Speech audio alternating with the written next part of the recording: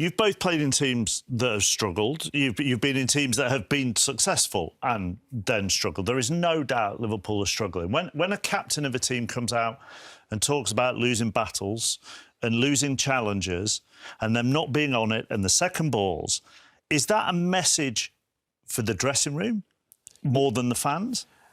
That's a clear message to his teammates, I think. Liverpool are a very good team and they're going through a very difficult moment at the minute. And Van Dijk is the captain, he is the leader, and that is a strong message to his teammates. And maybe to the players who haven't been there, who wasn't there last year, who didn't win the Premier League with Liverpool, that's a message that the standards at Liverpool need to be higher than what they are at the minute. It's basics. You give yourself the best chance possible, and looking at the individuals in there, are you playing well? Are you individually playing well before you even start? Is everyone at the top of their game? And there's not many out there in a red shirt today that turn around and say, yeah, I was. And that's really fundamental basic of football is, are you playing quite well right now? And they're not. You talk about the newer players. It's also some of the established players that look to be struggling at the moment. I mean, you highlighted that the second goal. Salah, McAllister, it's the established players as well that look off it. Yeah, it is, and I think, you know, they've been going through a tough time for all season, really. Even at the beginning of the season, they won games, but they were struggling with performances. And I've said this, you know, throughout the season, it's them leaders in that dressing room who have to pick the players up, because if not, then, you know, we've seen it over the last few years with Manchester United, and we've seen it last season with Tottenham. They can slip down the table. You don't panic just yet, do you? I go back 3 years. They actually had a worse start under Jurgen Klopp 3 years ago. They ended up finishing fifth. I know they want better than finishing fifth, but you don't panic yet. Well, they need to go back to basics. You look at what Sean Dyche was saying, and you look at it and you say, look, the results haven't been good enough. Now, for the standards, the results weren't good enough for Nottingham Forest. They've gone back to basics, and Nico Williams is there touching on it, saying, we're doing the running, we're doing the hard yards. Liverpool, it feels like, just have to go back to the basics, and it's defending solidly as a group, defending as a unit. Individual responsibility isn't there right now. Is that the biggest problem to solve defensively? Yeah, I think the easiest thing to do when you're struggling is get back in a shape, get compact, and Liverpool are very open at the minute and easy to play against. They go on a run like Liverpool are going on. The fans sometimes are jamming phone lines, Ash, and saying it's time to change the gaffer. Yeah, it's a difficult one because he's got a bit of grace because he won the league last year. I mentioned earlier in the show, you know, that the passing of Diego Jota, you know, rest in peace, and how much that's affected the squad and him as well as the manager. And you've got to factor all these things into it. But what we do know is the team aren't performing. He's making a lot of changes within the game, every week to week, and he's just not getting it right. So, as I said before, today's the first time that I've thought I'm not sure Arne Slot can resolve this situation at Liverpool. So then you start looking at, do they make a change? Which seems crazy at the start of the season. They brought good players. I thought, well, they've brought 3 or 4 of the best players around Europe. They're going to go and steamroll the league again. They absolutely haven't. They got outplayed again today. And I can't see Arne Slot. It doesn't fill me with confidence. It'd be interesting to see what he says, but it doesn't fill me with confidence to say, you know what, no worries, I actually know what the problem is and I'll fix it. Not one of the players has settled well. And these are, you know, £450 million worth of players. Kirkez is very different, clearly playing for Liverpool than it is for Bournemouth, and he's showing that in his performances. Frimpong isn't available. Szoboszlai playing right back, and actually he should be playing more centrally, more higher up the pitch. He's probably been their best player, and he's been parked at right back. Doesn't mean a right back can't dominate the game, by the way. And then Isak is anonymous. And yes, we looked at him for Newcastle, but their game's just kicked off against Man City. And he was quite magnificent, and they've dropped a level without him. But he can't find that performance in a Liverpool shirt. But also, Ash, we're talking about Liverpool Football Club here. When we showed that graphic a short time ago, you look at the games that they've lost. OK, you look at the Premier League matches and you think, OK, you've lost against Manchester City. You lost against Manchester United, right? When United were beaten in the Manchester derby, everyone was expecting Liverpool to absolutely batter Manchester United, right? But there are other games on that graphic where when you're the champions of England and you're Liverpool and you spent the huge amounts of cash that Martin has alluded to there, you're expected to win them. You've got to win those games. You're expected to win them, but it doesn't mean that you automatically do. But there's another point in this. Completely agreed. There's another thing that's niggling at me, and I think any manager in the Premier League or around Europe would have took Alexander Isak if he was available, and he went to Liverpool. But up until that point, it seemed okay. They seemed pretty good. Ekitike was flying. Would you have taken both, though? Was it too much an indulgence to take what I'm two saying strikers is, of that? it's all right in hindsight now saying you shouldn't have took Isak because Ekitike was I think there's a lot of people well. concerned about buying two players of that quality. But you would have took it. Who wouldn't have taken him? You telling me you wouldn't have took him? Well, Ekitike looked to me like they were buying him But would you have to turned stop him someone down? else taking him. That's what it looked like to me. But And then what they I'm got saying is, Isak. if you had Ekitike, would you have turned down the opportunity to buy Isak? I'm not sure I'd have put my money into both players of that. There's other departments of the pitch. The two central defenders look too comfortable. No, I agree with you, but they tried to get Mark Gay. But what I'm saying... Too late in the day, though, wasn't it? Far too late in the day. But my point is they've brought Isak in, and it's thrown Ekitike off, and it seems to have thrown the whole team off. I'm not blaming one player by any means, because it's not just Isak's fault. He's just doing what he's doing. But it seems like... remember, because Ekitike started the season well, and they wasn't playing great, but they was grinding out wins. And then after he come in, it seems to all fell apart. And I just don't know if that disrupted things. Do you know, like, it's about balance, it's about rhythm. When you're buying your players in your squad, you've got to get that kind of like that chemistry. And something's gone wrong with the chemistry. The body language, you're looking at some of these players now, it's not quite there. They don't know they got the belief anymore.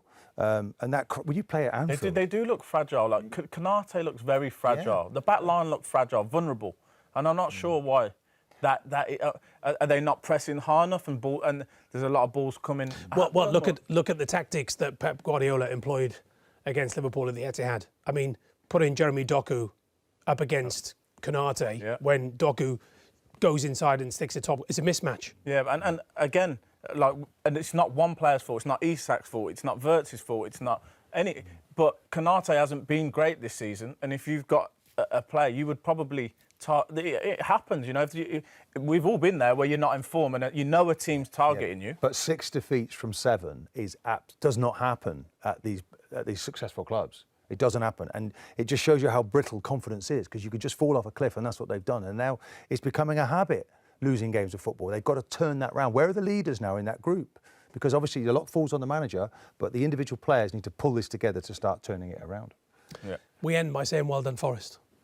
Correct. Absolutely. We welcome you back in our studio. Tim Howard, Robbie Earle, Rebecca Lowe, Liverpool.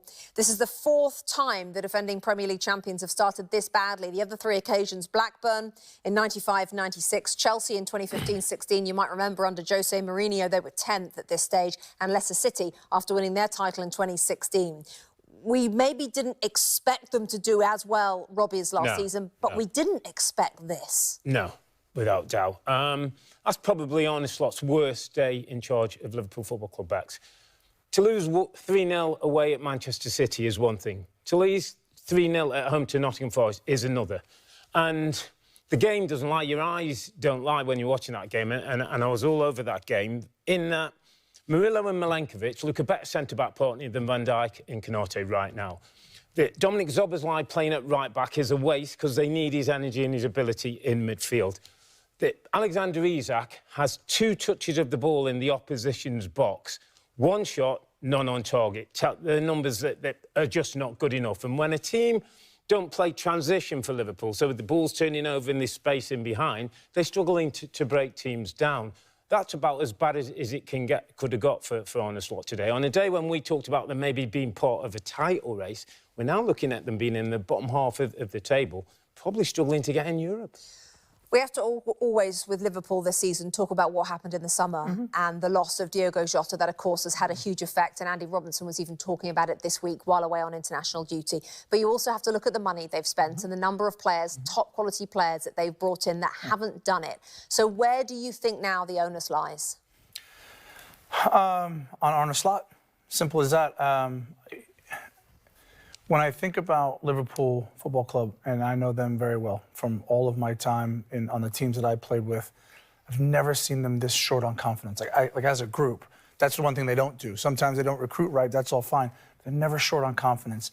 And I just think they're a little bit square pegs, round holes, which also doesn't scream Liverpool Football Club. You talked about Dominic Szoboszlai, has to be in the midfield, can't be at right back. Wirtz, where do we put him? Do we put him at the 10? Do we put him on the wing? We have to try and find a place for him. That's never been how So how have we got to this, then? Well, They've brought in players that you would think, I thought, would hit the ground running. These are proper Premier League players, and they just haven't done it. And so I now think that Slot is looking at thinking, do I have to go back to square one? Do I have to put Andy Robertson at left back? Because I actually brought in someone to replace him this summer. I wasn't planning on doing that. So there's a lot of question. I think he's sort of backtracking as well, which isn't a great thing. I mean, Liverpool don't panic. They don't fire their managers. No. The problem is they're 11th in the table, 6 defeats in their last 7. Where does he stand, Slot? Well, the optics don't look good, but he's got credit in the bank backs. What he did in his first season in charge and winning that title, he's absolutely not under the pressure of losing his job. But he's got to start to turn things around quickly. And when you spend record fees on a striker who doesn't even have a shot on target, the manager's under pressure to work this out. Yeah, Isak had just 15 touches all game and was replaced midway through the second half. If Arsenal win the North London derby tomorrow, Liverpool going to this evening down in 11th, they'll be 11 points behind the Gunners. Yes, I mean, we're getting to that stage where we can't keep saying it's an early stage of the season. We're not yet a third of the way through. But to argue that they're somehow going to be part of this title race is becoming increasingly difficult, isn't it? It certainly is. Looks like they need a miracle to be anywhere near Arsenal at this moment in time. They lost 4 Premier League games in the whole of last season. That was a 6th defeat in the Premier League already. We're 12 games in. And you listen to Virgil van Dijk there. He's got a challenge on his hand as a player individually and trying to get this group of players some confidence and belief back, along with Arne Slot and the big players in that dressing room. Because for 32 minutes, they came out the blocks quick. Mo Salah looked confident again. He was running at Nico Williams. Gakpo was looking good. But soon as they went behind, it was amazing how it just changed. The self-belief, the atmosphere in Anfield, it was just sucked out of them. And that's because what we've seen so far this season. There's so much disbelief. I mean, the fans left early. It was a really, really, really poor performance in the second half. I mean, you have to find something within yourself. And I listen to Virgil van Dijk there. When he comes out, he's normally the most confident person. He looked broke there. He looked like it was a big challenge, and it's going to be for Liverpool to get anywhere near the top of the Premier League. And the contrast, wherever you look with Liverpool at the moment, are so stark compared to last season. They've already conceded 9 goals from set pieces, more again today. That equals the entire goals they conceded from set pieces in the whole of last season. The drop-off's been that significant, hasn't it? It has. And you know, last year I looked defensively. It was something we always thought, they're so good. When they're on the front foot, they scare the opposition defence. And now the problem is when they're on the front foot, I think Liverpool are scared of the opposition when they break away, and it was no different today with Nottingham Forest. You could see they was going to get opportunities. They sat in a low block, they were hard to break down. And then in the transition, Nottingham Forest looked dangerous on every occasion. There wasn't an awful lot of opportunities, but they lose the game 3-0. I mean, they lost 3-0 to Manchester City before the break, and this was just unheard of. At the start of the season, if you're telling me they would have lost 6 games within 12, I'd have said you must be stupid. I really would. But a lot's gone on at Liverpool. Players being injured. Szoboszlai, I think, was a real positive today. I looked at him in that right-back position. Early on in the games, I was saying to Sid, some of his distribution was sensational. And Salah looked bright. But then in the blink of an eye, it flipped. And the confidence just really looked shot. And listen, I'm not going to go to you on this again because it's not fair to put you on the spot, but just listening to Andy Robertson after that wonderful night for Scotland, speaking about where he'd been mentally in the build-up to the game after the loss of Diogo Jota, it has to be having an effect. As Arne Slot said, he doesn't want it to be an excuse, but it can't be the elephant in the room that we continue to ignore. But for Liverpool, they are miles off it. Liverpool stunned at Anfield as Nottingham Forest win 3-0. Liverpool suffered a shocking 3-0 defeat at Anfield as Nottingham Forest delivered one of the most commanding performances of their season. Despite controlling much of the early possession and creating several promising chances, Liverpool failed to convert, leaving the door open for Forest to punish them on the break. Murillo opened the scoring in the 33rd minute after Liverpool failed to clear a corner, striking a powerful effort past Alisson.